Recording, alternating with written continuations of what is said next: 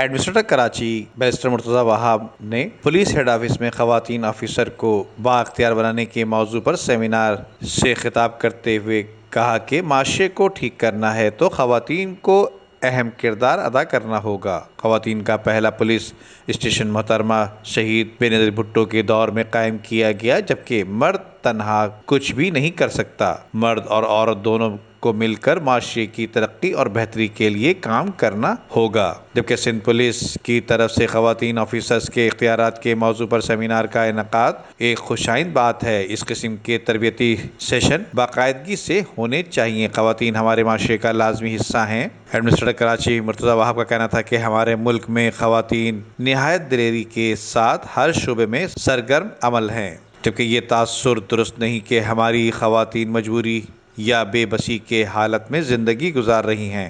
مرتضی وہاب نے بتایا کہ جن معاشرے میں خواتین کو بااختیار بنایا گیا ہے وہاں ہر شعبے میں بہتری آئی ہے۔ ایڈمنسٹریٹر کراچی نے کہا کہ ہیرا علی کو مبارکباد دیتا ہوں کہ انہوں نے ایک اچھے موضوع پر قلم اٹھایا ہے۔ ندیم صدیقی، میٹرو 7 پاکستان۔